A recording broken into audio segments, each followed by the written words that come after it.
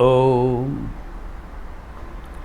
तव कथामृतं तप्तजीवनं कविभिरीडितं कल्मषापहं श्रवणमंगलं श्रीमदाततं भुवि गृह्णन्ति ये भूरिदा जनाः।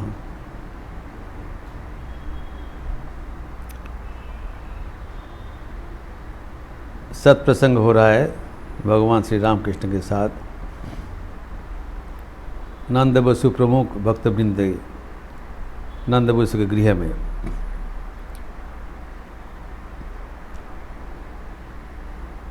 आध्यात्मिक जीवन में जो भगवान छोड़ के जो अन्य प्रसंग है उसका प्रयोजनीयता इस बारे में चर्चा हो रहा था।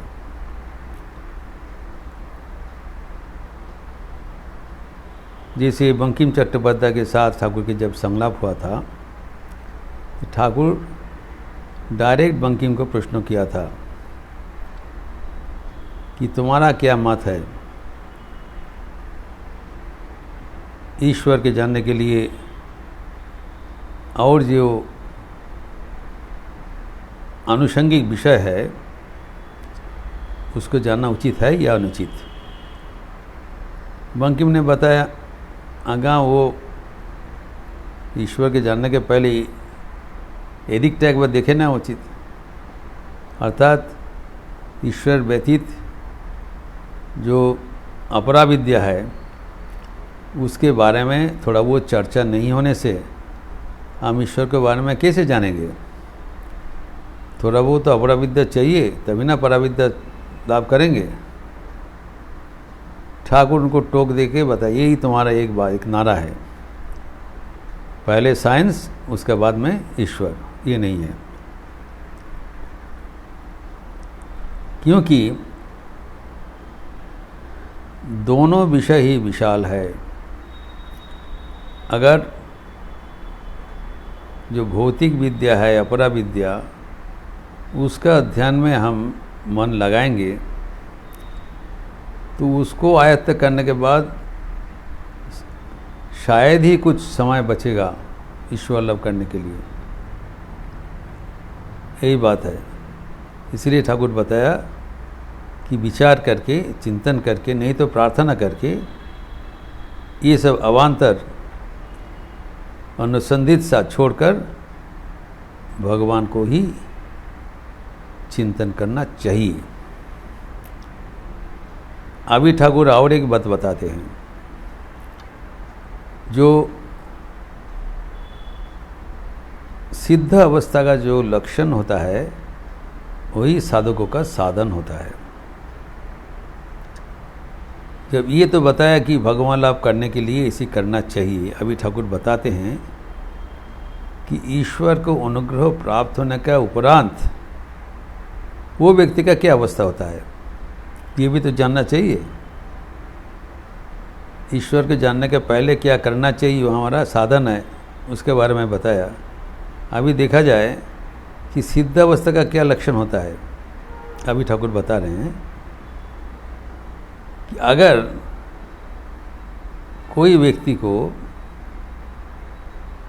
ईश्वर के बारे में जानकारी हो जाए, ईश्वर को एक बार प्रत्यक्ष दर्शन हो जाए, तब उनको और ये सब अनावश्यक चीज़ वृथा व्यर्थ बातें में रुचि नहीं होती है।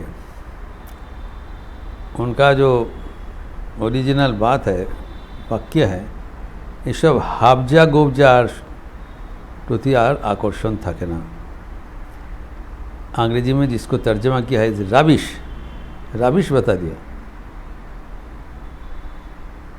और हिंदी में बताया व्यर्थ बातें, सभी ठीक है। मतलब ये सब चीज़ और जानने का उनका इच्छा नहीं होती। तब क्या होता है, तब उनको सिर्फ ईश्वर का ही बात लेकर उनको मस्त होता है और किसी से उनकी रुचि नहीं होता है। তখন সংসার থাকে আর যায়, His whole attention at that time becomes directed to God and God alone. यह है ईश्वर दर्शन के उपरांत यह अवस्था होता है। तब और किसी चीज़ में उनका स्वाभाविक रुचि नहीं होगा, इच्छा नहीं होगा।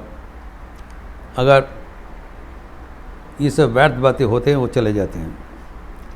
He is only concern with the thought of God and God alone. ये उनका अवस्था है। जिस अवस्था हम लोग भक्ति शास्त्र में भक्त का विषय में सुनते हैं, पढ़ते हैं। नारद भक्त सूत्र में सप्तम अनुभाग का 55वां सूत्र में कहा गया है 755, जो पराभक्ति अगर किसी को लाभ होता है, शुद्ध भक्ति लाभ होता है, तो क्या होता है? तत्प्राप्य तदेव अवलोकयति तदेव शिनोति तदेव भाषयति तदेव चिंतयति। ये चार चीज हो जाता है। कब? तत्प्राप्ति अर्थात वो प्रेम भक्ति प्राप्त होने के बाद, प्रेमास्पद को लाभ होने के बाद, भगवान को प्रत्यक्ष होने के उपरांत सिर्फ भगवान को ही दर्शन करते हैं। अवलोकयति, उनको ही क्या अवलोकन करते हैं, दर्शन करते हैं, भगवान को ही दर्शन, और दूसरा किसी दर्शन नहीं करते हैं। एवं भगवान का ही वाक्य सुनते हैं, तदेव शृणोति। तीसरा तदेव भाषयति, भगवान का ही बात बोलते रहते हैं। अन्नवाच्य विमुंचते जो दिया है साधन, उसका लक्षण हो जाता है।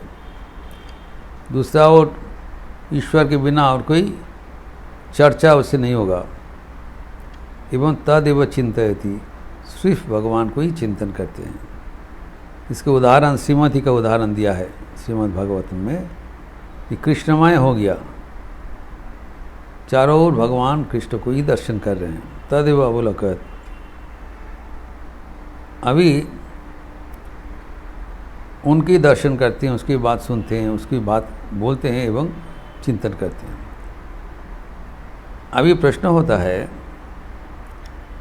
क्या उनके लिए कोई अलग दुनिया बन जाता है क्या? कि हम जो दुनिया में रहते वो भी उस दुनिया में ही रहते हैं, तो हम लोग को तो भगवान का दर्शन नहीं हो रहा है, उनको कैसे हो रहा है?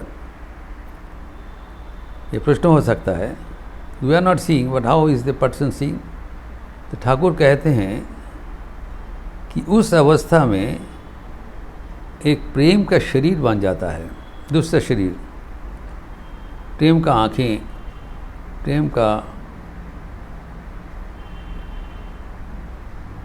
कर्ण, नासिका, हस्तपद आदि सब एक प्रेम का शरीर बन जाता है। उस प्रेम का शरीर से वो ईश्वर के साथ उनका इंटरैक्शन होता है, न केवल संलाप, इंटरैक्शन होता है सर्वरूप से। जैसे हम लोग फिजिकली इंटरैक्ट करते हैं एक दूसरे से, उस प्रेम के शरीर से जो प्रेमास्पद ईश्वर, उसके साथ इंटरैक्शन होता है। तभी उस अवस्था में और जो जागतिक क्रियाकलाप सब बंद हो जाता है।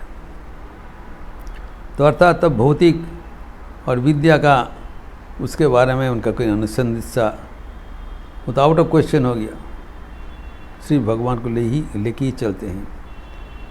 तो जब भगवान को लेके ही उनका कारोबार है, तब ये सब व्यर्थ बात उनको अच्छा नहीं लगेगा, करेगा नहीं। हब्जा गुब्जा जिसको बताया है, तब वो खाली मस्त होकर आम ही खाते रहेंगे। आम का हिसाब किताब में उनका और कोई रुचि नहीं है। ये उनको बात बता दिया। तो जैसे कि उनका जो चिंतन है भक्ति शास्त्र में कहा गया है, ये चारों ओर ईश्वर दर्शन कैसे करते हैं? जत्र जत्र नेत्र पड़े तत्र तत्र कृष्ण स्फुरे। अर्थात चारों ओर उनको जहाँ पर दृष्टि जाता है वो जिसको देख रहे हैं उसको कृष्ण रूप से देख रहे हैं, स्फुरन होता है। वो कृष्ण नहीं बन जा रहा है, लेकिन कृष्ण का ही जो आविर्भाव, कृष्ण का ही प्रत्यक्ष रूप उन्हें दिखाई पड़ रहा है। तो इनका जो दर्शन वो बदल गया। दुनिया जैसे था वैसी रहा, लेकिन इनका दृष्टि बदल गया, यही परिवर्तन हुआ। वो दृष्टि से चारों ओर भगवान को ही दर्शन कर रहा है। सर्वभूत में ईश्वर दर्शन ही बात है। वेदांत का भी इस लास्ट बात है, ईशावास्यमिदं सर्वम जत किंच जगत्याम जगत। जो कुछ है, जो कुछ सामने विराजमान है, सब भगवान ही है। तो ये तो बातों का बात है, थियोरिटिकल है, लेकिन जब वेदांत में ज्ञान में प्रतिष्ठा हो जाएगा तब उनको सचमुच ये अनुभव होगा। वैसी भक्ति शास्त्र में जो भक्त का ऐसी ईश्वर के प्रति प्रेम हो जाता है, भालोबासा हो जाता है, तब सचमुच उनको चारों ओर ईश्वर ही दर्शन होते हैं। इसको दृष्टांत दिया गोपियों का भीतर, श्रीमती का भीतर वो सिर्फ श्री कृष्ण को ही दर्शन हो रहा है। यद्यपि श्री कृष्ण फिजिकली वहाँ है नहीं, वो तो मथुरा में है, लेकिन so far as she is concerned, she is having that vision and realisation. ये कोई काल्पनिक बात नहीं है, उनका प्रत्यक्ष दर्शन हो रहा है। और वो इस शरीर से नहीं, वो प्रेम का शरीर से हो रहा है। ये है फर्क। तो ठाकुर इसका उदाहरण देके कहते हैं कि जब किसी को जो पीलिया हो जाते हैं, नावा हो जाता है, अगर if anybody is affected by jaundice, तो क्या होता है, पीलिया हो जाने से चारों ओर पीला दिखाई पड़ रहा है, चांदी के होल्डे दिखाए, उनका दृष्टि बदल गया। वी आर सीइंग ट्रांसपेरेंट, सफ़ेद, और उनको पीलिया दिखाई पड़ रहा है। We is affected by jaundice disease. जब ऐसे ईश्वर का आवेश हो जाएगा तब चारों ओर पीलिया के वजह से ईश्वर दर्शन होगा, चारों ओर भगवान दर्शन होगा। न केवल दर्शन होगा, भगवान के बात सुनाई पड़ेगा, एवं उस समय में भगवान को बातें बिना दूसरा कोई बात उनको होगा नहीं, एवं सर्वदा ईश्वर चिंतन ही करते रहते हैं, भरपूर हो जाते हैं। एवं भगवान आनंद स्वरूप, अगर वो आनंद का आपको दर्शन होगा, आनंद का सुनाई पड़ेगा, आनंद से बातचीत होगा, आनंद चिंतन करेगा, तो आनंद से भरपूर हो गया भीतर बाहर। तो आनंद ही आनंद है। यही है जो ईश्वर लाभ की आखिर बात जो कि ठाकुर कह रहे हैं हमारे जीवन में होना चाहिए। इस प्रसंग को ठाकुर और भी आगे बढ़ा रहे हैं, जिसका विस्तार हम आपकी बात करेंगे। ओम शांति शांति शांति। हरि ओम तत्सत। श्री राम कृष्णार्पणमस्तु। आज अमावस्या तिथि है, देवी नाम संकीर्तन होगी संध्या आरती के उपरांत। हम लोग सब देवी नाम संकीर्तन करेंगे, माँ शारदा नाम संकीर्तन। अच्छे रहिए, स्वस्थ रहिए, आनंद में रहिए। नमस्कार।